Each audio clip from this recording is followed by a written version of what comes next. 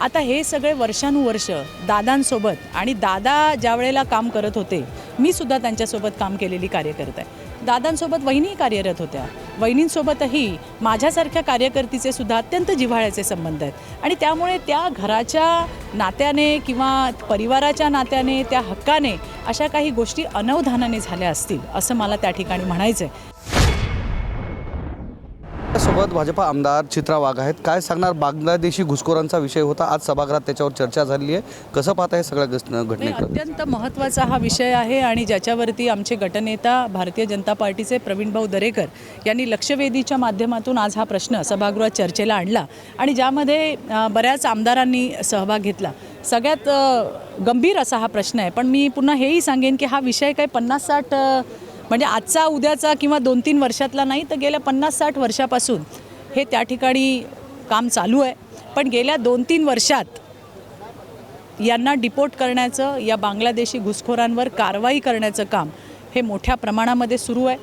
प्रवीण भाऊंनी त्यांच्या मतदारसंघामध्ये कशा पद्धतीने पॅपच्या बिल्डिंगमध्ये अचानक एक दिवस 25 कुटुंब त्या ठिकाणी आली, कोणी पाठवली, काय आहेत, कोण आहेत ते, त्याची छानबीन झाली की नाही याच्याबद्दलचे प्रश्न उपस्थित केले. मागच्याच अधिवेशनामध्ये आमदार प्रसाद लाड यांनीसुद्धा वडाळ्यामध्ये कशा पद्धतीने लँड जिहाद होतो आहे याच्याबाबतचे पुरावे दिले. आज त्या ठिकाणी दादरसारख्या विभागात जो हिंदू बहुल आणि मराठी बहुल असा विभाग आहे त्या ठिकाणी 2020-21च्या काळामध्ये कोविडच्या काळात अचानक 70% बांगलादेशी मुस्लिम हॉकर्स त्या ठिकाणी वाढले आणि त्यामुळे काय झालं की जे मराठी हॉकर्स आपले होते त्यांच्याकडनं हे मोठमोठे हप्ते घेतले जातात. 0 नंबर आहे काही आणि त्यामध्ये 0 नंबरमध्ये त्या ठिकाणी शमशुद्दीन आणि जलालुद्दीन असे दोघंजणं हप्ते गोळा करायचं काम करतात. मराठी हॉकर्स हे मोठे हप्ते देऊ शकत नाही, त्यांना हाकलून दिलं जातं आणि त्यांच्या जागेवरती हे येऊन त्या ठिकाणी बसतात. अशा पद्धतीचं काम चालू आहे. तुम्ही जर कुठल्या हॉकर्सचं त्या ठिकाणी आम्ही आक्षेप घेतल्यावरती आम्हाला सांगण्यात येतं इनके पास आधार कार्ड आहे. आधार कार्डची जन्मतारीख बघितली तर 90% हॉकर्सची जन्मतारीख ही 1 जानेवारी आहे. त्यामुळे फेक आधार, खोटे आधार याच्यावरती सुद्धा छानबीन होणं, कुठून येतात, काय येतात याची सांगोपांग अशी चर्चा आज त्या ठिकाणी सभागृहामध्ये झाली आहे. या 0 जो मी नंबर तुम्हाला सांगितला हा शमशुद्दीन आणि जलालुद्दीन यांनी मध्ये 2020च्या आसपास रोहिंग्यांसाठी फंड रेझिंग केली होती आणि यासाठी भाजप माहीमच्या आमच्या अक्षता तेंडुलकर आणि साखरकर ताई आणि आणखीन इतर सहकारी यांनी त्यांना जाब विचारायला गेलं तर त्यांच्यावरच त्यावेळेच्या सरकारने केसेस दाखल केल्या होत्या. आजही कुर्ला कोर्टमध्ये महिन्यातून एकदा त्याची तारीख असते. त्यांच्यावर त्यांना धमक्यांचे फोन येतात केस मागे घेण्यासाठी. अशा पद्धतीचं काम हे चालू आहे. ह्या सगळ्या गोष्टी आम्ही सन्माननीय गृहराज्यमंत्री आज उत्तर द्यायला होते, त्यांच्यासमोर या सगळ्या गोष्टी मांडलेल्या आहेत. मला असं वाटतं की आज सगळी चर्चा ऐकल्यानंतर डेमोग्राफी कुठेतरी बदलत चालली आहे आणि त्यामुळेच लँड जिहाद आणि लव जिहादसारख्या घटनासुद्धा घडताना दिसत आहेत. हे अतिशय गंभीर आहे. येणाऱ्या दिवसामध्ये याचा विमोड करण्यासाठी राज्य सरकारसुद्धा त्या ठिकाणी तत्पर आहे, तयार आहे आणि अशा पद्धतीची एक समिती गठीत करावी अशी सूचना प्रवीणभाऊ दरेकरांकडून देण्यात आलेली आणि तशी सूचना गठीत होणार आहे. मात्र डिपोर्ट केल्यानंतरही ही व्यक्ती पुन्हा परत येत आहेत, अशा पण घटना बऱ्याचशा घडल्या. मग हे अपयश कोणाचं समजायचं? नाही, हेच आम्ही गृहराज्यमंत्र्यांच्याही त्या ठिकाणी निदर्शनाला आणून दिलं. आता याच्यामध्ये प्रशासनातले काही लोक असू शकतात, काही स्थानिक लोक असू शकतात, स्थानिक गुंड असू शकतात, कोणाला राजाश्रय असू शकतो. याची सगळी छानबीन जी आहे ती येणाऱ्या दिवसामध्ये नक्की होईल आणि मुळासकट फेकून काढायचं काम हे त्या ठिकाणी होईल. आणि एक विषय होता, सभागृहात कोणी प्रश्न विचारला की महापौरांनी बसल्या बसल्या ही बांगलादेशी घुसखोर बाहेर काढण्याची भूमिका मांडली, हे काय त्यांचं काम आहे का? निश्चित त्यांचं काम आहे.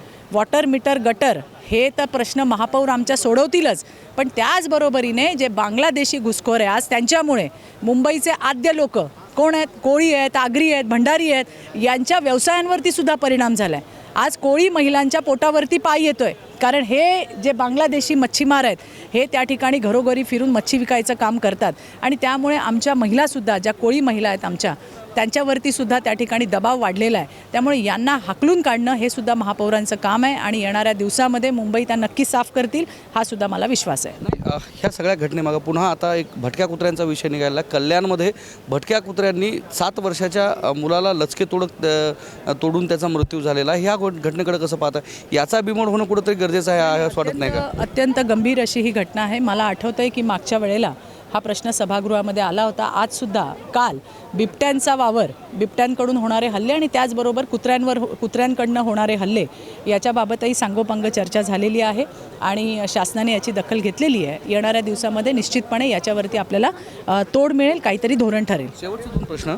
चंद्रपुरामध्ये एक घटना घडली की आंतरजातीय विवाह केल्यामुळे एका दाम्पत्यावर बहिष्कार टाकण्यात आला. एवढंच आहे तर त्यांच्या जे अपत्य होतं त्याचं सुद्धा लसीकरण करण्यात नाही आलं. आपण सत्ताधारी पक्षात आहात, तुम्ही ह्या सगळ्या घटनांकडे कसं पाहता? नाही, ही घटना तर अतिशय अमानवीय अशी घटना आहे असं मी म्हणेन आणि ज्या पद्धतीने ही घटना घडली आहे त्याचा मी निषेधसुद्धा करीन. मला या घटनेबद्दलची पूर्ण माहिती नाही आहे, ती पूर्ण माहिती घेऊन मी नक्की बोलेन. शेवटचा प्रश्न.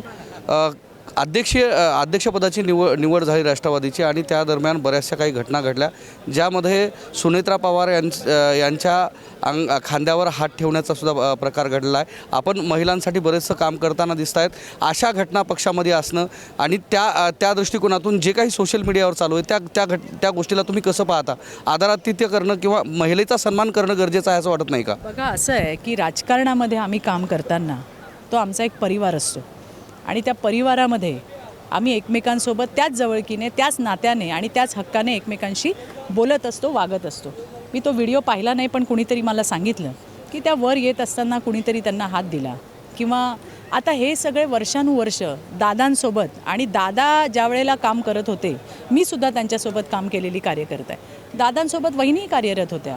वहिनींसोबतही माझ्यासारख्या कार्यकर्तीचे सुद्धा अत्यंत जिव्हाळ्याचे संबंध आहेत आणि त्यामुळे त्या घराच्या नात्याने किंवा परिवाराच्या नात्याने, त्या हक्काने अशा काही गोष्टी अनवधानाने झाल्या असतील असं मला त्या ठिकाणी म्हणायचं आहे. आणि म्हणून मला असं वाटतं की अशा गोष्टींचा कुणाला त्यांचा अनादर करणं किंवा त्यांच्याबद्दल काही आपण काय म्हणू अनादराची भावना असणं असं कुणाच्या मनामध्ये असण्याचं काही कारण नाही आहे.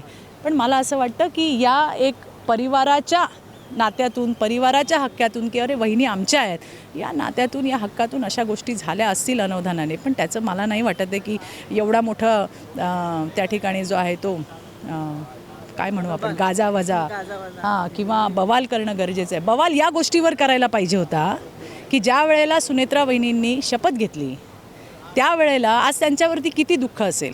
त्यांचा पती गेला आहे, त्यांचं सर्वस्व गेलं आहे. अशा वेळेला त्यांचं दुःख त्यांना माहिती हो. आज त्यांनी अशा वेळेला आपल्या पक्षाला सावरण्यासाठी, महाराष्ट्रासाठी त्या ठिकाणी उपमुख्यमंत्रीपदाची शपथ 3ऱ्या दिवशी घेतली. ती त्यावेळेला करणं ही गरज होतं. धीरोदात्तपणे त्या पुढे आल्या. आपलं स्वतःचं वैयक्तिक दुःख त्यांनी बाजूला ठेवलं आणि या सगळ्याला सावरायला त्या पुढे आल्या. त्यांनी शपथ घेतली, त्यांच्यावर टीका झाली. आता आम्ही फक्त भाषणात म्हणायचं का की आम्ही सावित्रीच्या लेकी, आम्ही जिजाऊच्या लेकी, आम्ही अहिल्याईंच्या लेकी, आम्ही त्यांचंच तर आचरण करतोय, त्यांनाच बघून आम्ही राजकारणात काम करतोय. आणि मग जर आम्ही आमच्या थोर महिला नेत्यांचं त्या ठिकाणी ज्या पद्धतीने जिजाऊंनी राज्यकारभार केला, ज्या पद्धतीने अहिल्यामाईंनी राज्यकारभार केला, त्यांचंच अनुकरण करत जर 3ऱ्या दिवशी सुनेत्रा पवार या जर त्या ठिकाणी उपमुख्यमंत्री पदाची शपथ घेत आहेत तर त्यांच्यावरती गरळ ओकण्याचं ज्यांनी काम केलं आहे त्यांना प्रश्न विचारा ना. कुठे चालला आहे समाज आपला? कुठे चालली आहे समाजाची मानसिकता? याच्यावर बवाल व्हायला पाहिजे. याच्यावरती प्रश्न उठवले गेले पाहिजे की फक्त आपण ही भाषणांमध्ये नावं घेणार आहोत का? आणि जर एखादीने तसं आचरण केलं तर तिच्यावरती टीकेचा भडीमार होतो. हे कधीही शोभणारं नाही आहे. याला इतिहास कधी माफ करणार नाही. मला वाटतं अशा गोष्टींवरती बवाल होणं गरजेचं आहे. अशा गोष्टींवरती प्रत्येकाने बोलणं गरजेचं आहे. फक्त महिला नाही, पुरुषांनी सुद्धा बोलणं गरजेचं आहे. कुठल्याही पक्षाचे असू दे, त्यांनी सुद्धा हे विचार मांडणं गरजेचं आहे. आणि म्हणून मला असं वाटतं की जी गोष्ट आवश्यक आहे, जी समाजामध्ये काही चांगलं घडू पाहत असताना त्याचं कुठेतरी विकृतीकरण करून सादर केलं जातं आहे, त्याच्यावरती प्रश्नचिन्ह उपस्थित केले जात आहेत, त्या ठिकाणी अशा पद्धतीचा बवाल करून आपल्या भूमिका मांडणं गरजेचं आहे असं मला वाटतं. अजित पवारांच्या मृत्यू संदर्भात सुद्धा घातपाताचं बोललं जाते. आरोप प्रत्यारोप पाहतात, FIR नाही झालं. मला असं वाटतं मुख्यमंत्र्यांनी याच्याबाबतचे सगळं व्यवस्थित विश्लेषण दिलेलं आहे. त्यामुळे माझ्यासारख्या कार्यकर्तीने यावर बोलणं काही योग्य नाही. निश्चितच. तर या होत्या आपल्यासोबत भाजपाच्या आमदार चित्रा वाघ, ज्यांनी अजित पवारांचा मृत्यू असेल आणि राज्यातील जे राजकारण असेल, जे रोहिंग्यांची घुसखोरी असेल त्या संदर्भात भाष्य केलं. कॅमेरामन सुधाकरसह मी धनंजय सोळंके, टाइम्स नाव मराठी, विधान भवन, मुंबई.